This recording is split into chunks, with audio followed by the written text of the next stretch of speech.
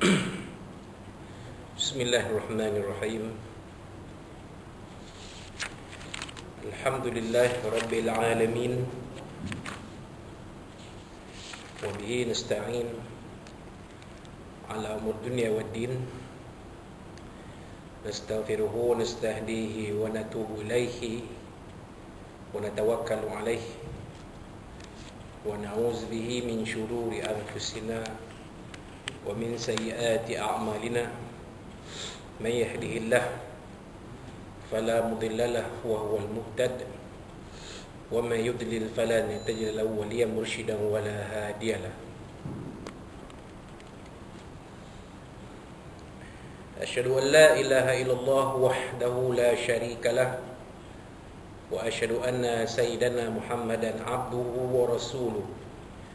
Allahumma shalli wa sallim wa barik ala hadha nabiyil karim Sayyidina wa habibina wa syafi'ina wa zuhrina wa maulana Muhammadin Mustafa wa ala alihi wa sahbihi wa man da'a bi da'watihi wa tamassaka bi sunnatihi wa jahada fi sabilillah ila yaumiddin.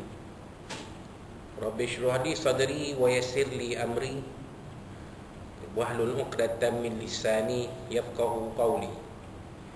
Subhanaka la ilma lana illa ma 'allamtana innaka antal alimul hakim. Wala haula wala quwwata illa billahil aliyil azim.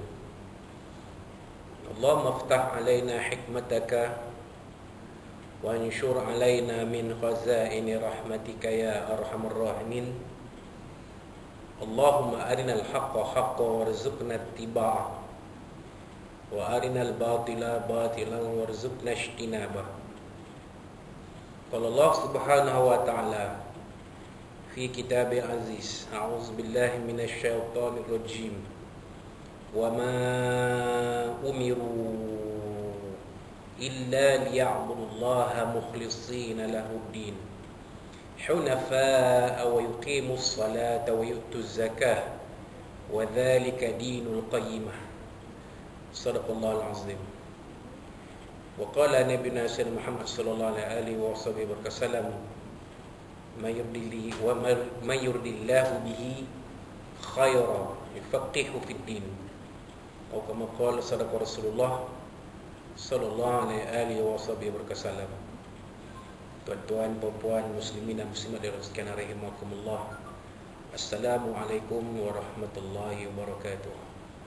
Amma ba'd, alhamdulillah, alhamdulillah, pada tengah hari ini 25 Safar 1442 Hijriah bersamaan 13 Oktober 2020, kita sama-sama panjatkan segala puji dan syukur kepada Allah SWT. Kita telah sama-sama menunaikan solat fardu zuhur berjemaah yang dipimpin oleh Tuan Imam kita Al-Fadhil Ustaz Ahmad Kamil bin Ibrahim dan dibantu oleh Tuan Muazzin, Tuan Bilal kita Al-Fadhil Ustaz Ahmad Syahril bin Ramli. Terima kasih diucapkan kepada kedua-dua Al-Fadhil Ustaz yang membantu dan mengimam dan mengimarahkan sembahyang zuhur berjemaah sebentar tadi. Dan seperti biasa, setiap hari Selasa kuliah zuhur kita mengupas isi kandungan kitab Safinatun Najah yang disusun oleh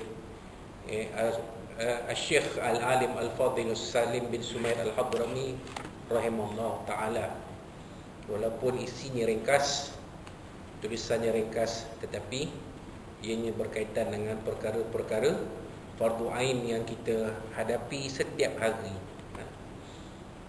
Jadi kiranya tuan-tuan dan puan-puan mungkin pada masa-masa akan datang ataupun sebelum ni tidak mengikuti kuliah ini, bolehlah menonton rakamannya di dalam channel YouTube Surau Al-Falah IPK Perak di bawah tajuknya kuliah zuhur UAMI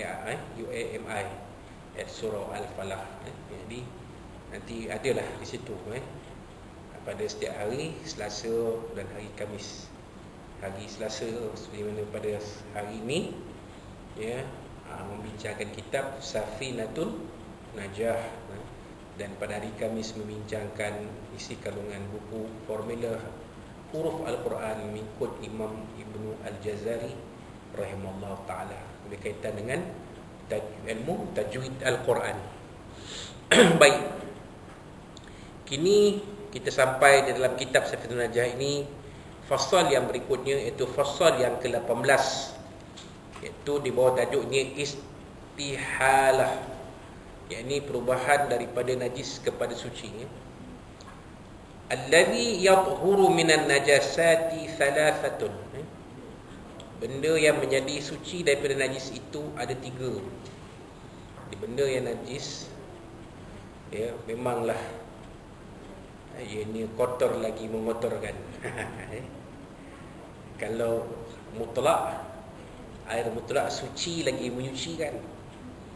Kalau najis lawan dia, kotor lagi mengotorkan.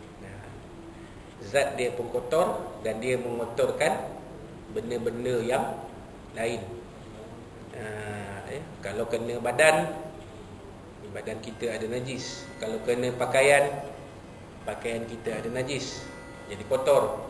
Kalau kena tempat solat itu jadi kotor, bernajis, kotor. Ya, tidak, ya, sesuai untuk dijadikan tempat solat. Dulu, sekarang ni pun saya tengok kurang dah. Dulu di mana-mana di masjid surau akan ada penyapu kecil. Gunanya apa? Guna untuk sapu tai cicak. Cicak yang kadang-kadang ada di atas kapet masjid. Tai cicak tu kering, jadi disapu saja. Guna penyapu kecil itu untuk dibuang. Sebab apa tuan-tuan, kalau kita semayang atas kapet, habis semayang salam, nampak ada pula tai cicak. Tangan kita tak kena dekat tai cicak tu, tapi tai cicak tu ada di atas tempat semayang kita.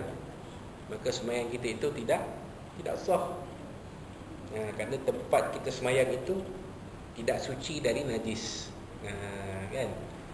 Ya, yang dikatakan suci daripada najis ialah suci pada badan, suci pada pakaian, dan suci pada tempat kita mengerjakan ibadah. Baik. Allazi yathuru minan najasati thalatha. Benda yang, ya, suci daripada najis itu ada 3. Najis ni dia ada 3 keadaan di mana dia akan jadi suci. Asalnya najis bertukar menjadi suci. Benda yang suci tu mana benda yang boleh dipakai lah. Benda yang boleh dipakai, benda yang boleh dimakan, benda yang boleh dipakai. Gitu. Apa dia yang pertama tuan-tuan? Al-khamru idza takhallalat binafsiha. Arak apabila bertukar menjadi cuka dengan sendirinya. Binafsiha, dengan sendirinya. Mana arak tu dalam kelemahan, ya, pada satu masa dia bukan arak lagi, dia cuka pula. Asalnya arak tu najis, haram kita makan. Ya, tutup jadi cuka pula. Jadi vinegar, jadi cuka. Dia betul, dengan berlalunya masa arak ini bertukar menjadi cuka. Maka arak yang bertukar jadi cuka itu suci, halal dimakan. Asalnya najis, dia jadi benda yang suci, boleh guna. Tapi cuka kita tak makan ni.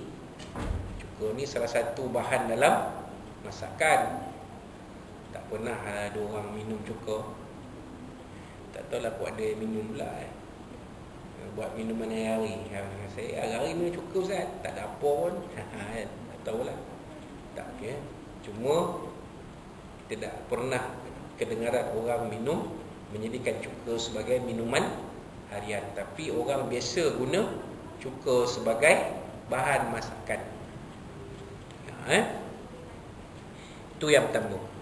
Yang kedua, wajildul maitati idza dubira.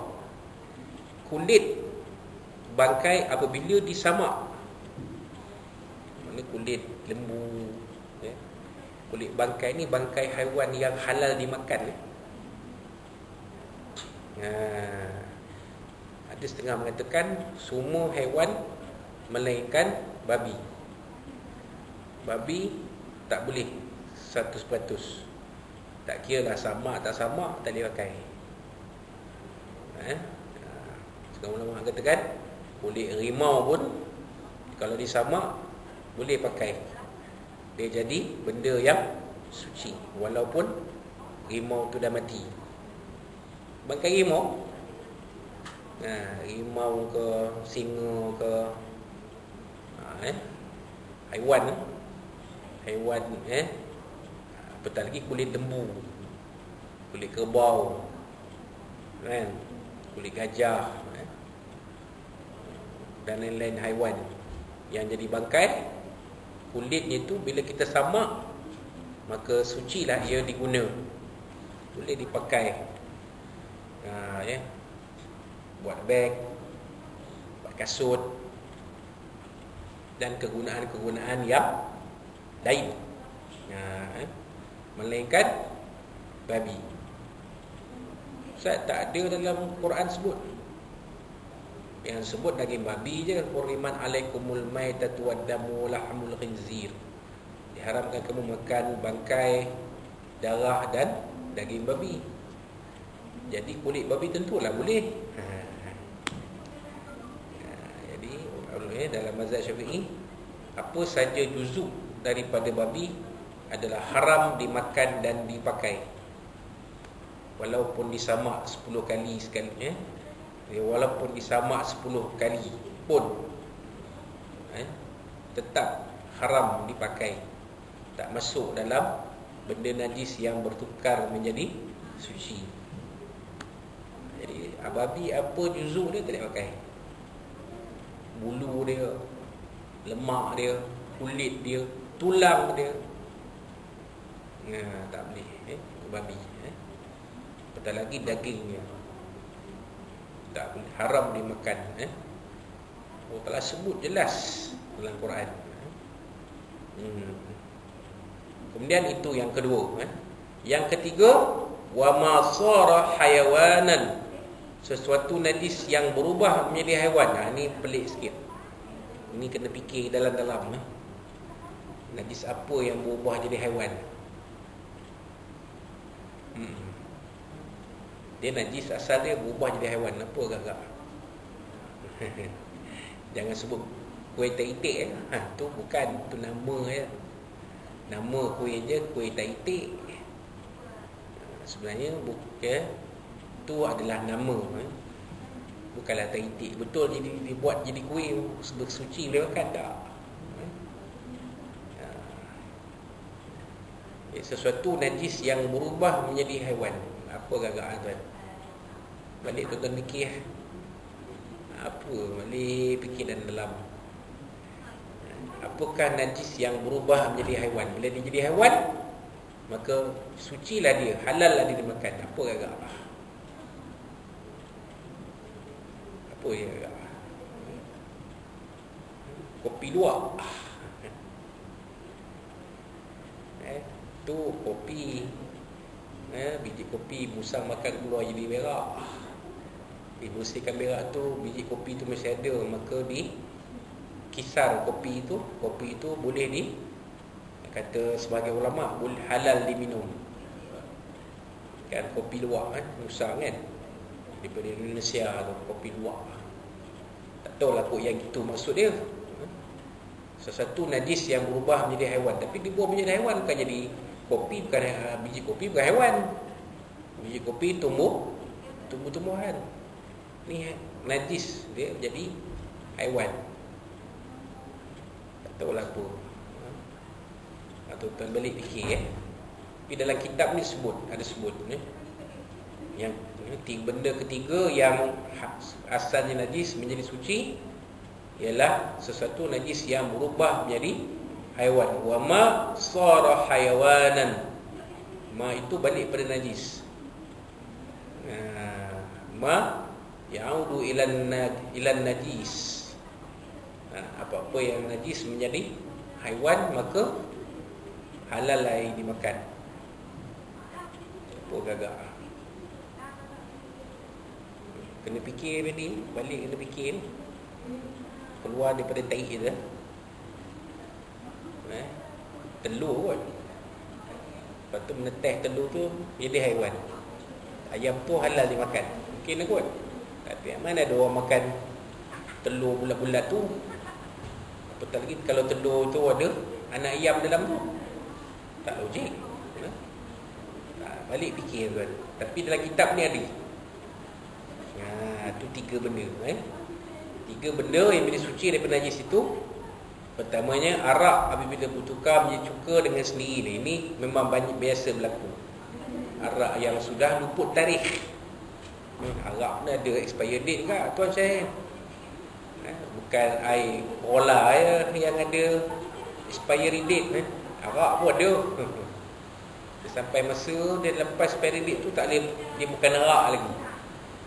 Mungkin dia boleh bertukar jadi cuka dengan sendirinya. Bila dia cuka, maka halal lah dimakan, diguna sebagai bahan masakan. Itu yang pertama.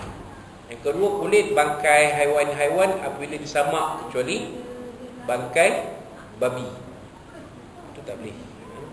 Babi tu jelas segala juzuk daripada babi tak boleh dimakan. Allah tak boleh dimakan dan dipakai pun. Wallahu alam. Dan yang ketiga, sesuatu najis yang berubah menjadi haiwan. Itu balik tonton fikir. Kalau ada jawapannya minggu depan gitu saya. Apa najis yang berubah jadi haiwan? Sebab pengarang kita disebut wa ma sara hayawanan. Itu balik kepada najis. Apa-apa najis yang berubah menjadi haiwan, menjadi binatang. Apa dia? Mana binatang tu halal lah dimakan. Apa dia? Balik dia beritahu. Kalau jumpa jawapan minggu depan gitu saya. Ada ustaz, saya jumpa jawapan dia ni. Betul lah. Kalau logik jawapan tu betul lah. Jadi 3 benda najis asalnya minan najasat yang berubah menjadi suci. Itu dia dalam fasal yang ke-18 ini, tajuknya al-istihalah, perubahan daripada najis kepada suci. InsyaAllah pada kuliah kita akan datang, kita akan sambung dengan fasal yang berikutnya, iaitu fasal yang ke-19, tajuknya pembahagian najis. InsyaAllah kita akan bincangkan pada kuliah yang akan datang. Jadi itulah sedikit sebanyak apa yang kita boleh kongsikan pada tengah hari ini. Mudah-mudahan ada manfaat untuk semua kita dalam kehidupan yang sementara ini. Yang baik dari Allah SWT dan yang kurang itu daripada kita semua. InsyaAllah kita jaga kita, jagalah diri kita, kesihatan kita. Mudah-mudahan terhindar kita daripada wabak COVID-19 ini, insyaAllah. Wallahu a'lam bishawab. Aku lupa la ilaha azim li wa lakum. Wabillahi taufiq. Wassalamualaikum warahmatullahi wabarakatuh.